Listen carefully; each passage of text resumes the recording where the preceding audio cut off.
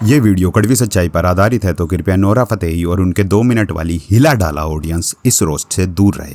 धन्यवाद। आज हम बात करेंगे एक अनोखी विक्टिम गर्ल की, जो hard working, talented and classy तो नहीं है, लेकिन 2 मिनट वाली ऑडियंस को खुश करना अच्छे से जानती है, जिसका घर डांस से ज्यादा मनी लॉन्ड्रिंग। अब काम ही गंदा करोगे तो ट्रोलर्स का क्या दोष। Welcome to the Nora Fatehi roast. Start करते हैं नोरा के लेटेस्ट मास्टरपीस पे, सर के चुनर तेरी सर के।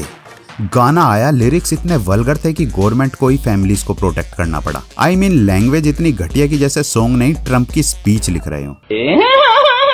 Ban, backless, parliament level discussion, notices, पूरा देश बोल रहा था ये क्या बवासीर बना दियो, और तुरंत आ जाती है नोरा फतेही की क्लैरिफिकेशन वीडियो। अब ध्यान से देखो नोरा के मुरक्कन चूरन को। I shot this song 3 years ago in Kannada, okay? But then again, I don't understand Kannada, so I'm just relying with whatever they're telling me. Whatever they've done, I had no idea about that. उनका कहना था मैंने ये shoot 3 साल पहले किया था, मुझे हिंदी वर्जन के लिरिक्स का पता नहीं था, मैंने अप्रूव नहीं किया, मैंने प्रमोट नहीं किया। मतलब गाने में आप हो, कैमरे पे आप हो, कोरियोग्राफी आपकी आइडेंटिटी पे बनी है, लेकिन रिस्पॉन्सिबिलिटी किसी और की है।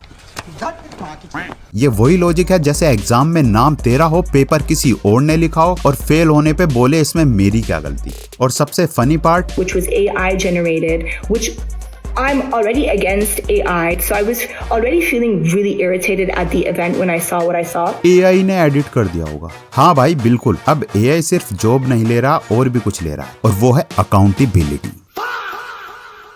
और लास्ट में क्लासिक लाइन, मैंने कंसर्न रेज किए थे। मतलब गाना रिलीज हो गया, वायरल हो गया, कंट्रोवर्सी का रायता फैल गया, लेकिन कंसर्न रेज हो रहे थे बस internally. I told the director, this is not going to be okay. This is going to get a lot of backlash. I disassociated myself with the project. As you can see, I didn't promote it at all. और and में क्या, मैं इस project से dissociate करती हूँ पूरा payment लेके। मतलब जब तक गाना चल रहा था तब तक एसोसिएशन, जैसे ही बैकलेस आया ये मेरा प्रोजेक्ट ही नहीं है भाई, ये करियर नहीं है, ये तो फुल टाइम नोट माई सर्कस, नोट माई मंकी चल रहा है। बाप का, दादा का, भाई का, सबका बदला लेकर तेरा फैजल। और अब आते हैं सबसे इंटरेस्टिंग पैटर्न पे, सेलेक्टिव आउटरीच। नोरा फतेही को जब ग्लोबल इश्यूज पे बोलना होता है तो all eyes on Rafah, Palestine, Iran conflict, full emotional package ready होता है। लेकिन जब बात आती है इंडियन इश्यूज की, इंडिया जहाँ से फेम मिला, पैसा मिला, ऑडियंस मिली, वहाँ सडनली नेटवर्क प्रॉब्लम हो जाता है। या तो नीचे धरती में कोई न होएगा। मतलब इंटरनेशनल वाईफाई फुल स्पीड और कश्मीर इशू नो सिग्नल। और ये सिर्फ कोइंसिडेंस नहीं है, ये पैटर्न है। जहाँ बोलना सेफ हो वहाँ आवाज लाउड, और जहाँ बोलना रिस्की हो वहाँ साइलेंस प्राउड। मतलब जहाँ से बेनिफिट लेना है वहाँ फुल एक्टिव, और जहाँ रिस्पॉन्सिबिलिटी आती है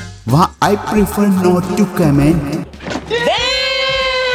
ये वही बिहेवियर है जो हर लड़की का BFF करता है, खाने में सबसे आगे और जब बिल आए तो बाथरूम में। और अब समझ में आता है लोग इसे पैरासाइट कोडेड क्यों बोलते हैं, क्योंकि पैरासाइट क्या करता है, होस्ट से सिर्फ लेता है, देता कुछ नहीं है। मतलब फेम भी यहीं से, फैन बेस भी यहीं से, करियर भी यहीं से, लेकिन जब आवाज उठानी हो मगर लाडले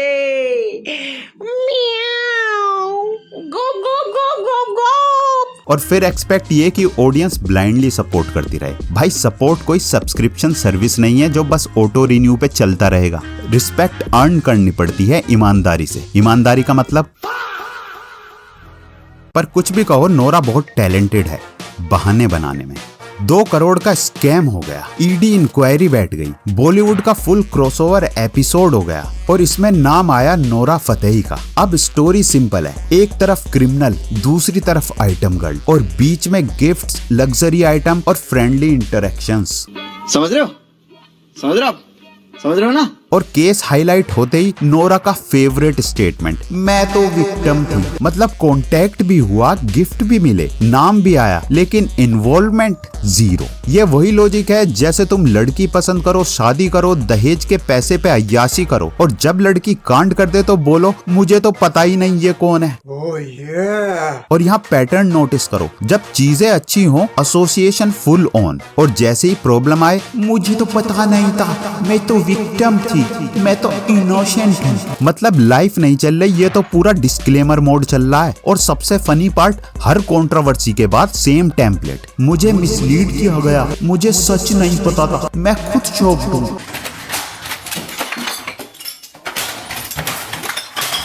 बहन शौक तू नहीं ऑडियंस है कि तू हर बार सेम स्क्रिप्ट चिपका के सरवाइव कैसे कर लेती है, क्योंकि हर बार सेम स्क्रिप्ट देख के ऑडियंस को डेजा व्यू हो रहा है। और ऑनेस्टली अब ये क्लियर है कि नोरा का मेन टैलेंट डांस नहीं है, डैमेज कंट्रोल है। सही पकड़े हैं। अब आते हैं नोरा के इंटेलेक्चुअल साइड पे, पॉडकास्ट हो जहाँ थॉट्स भी आए और बैकलैश भी। Feminism a little bit. Feminism becomes radical, which is what has happened in the last 15 to 20 years. It's dangerous for the society. Nora Fatehi ने कामली बोला, मुझे फेमिनिज्म की जरूरत नहीं है। वी नो कि तुम्हारा majority fan base frustrated males का है, बट इसका ये मतलब नहीं कि तुम फेमिनिज्म की माँ बहन कर दो। और यहाँ से कॉमेडी नहीं आयरनी स्टार्ट होती है, क्योंकि जिस इंडस्ट्री में तुम काम कर रही हो, जहाँ तुम इंडिपेंडेंट हो, अर्न कर रही हो, अपनी लाइफ डिसीजन ले रही हो, वो सब फेमिनिज्म की वजह से ही पॉसिबल है।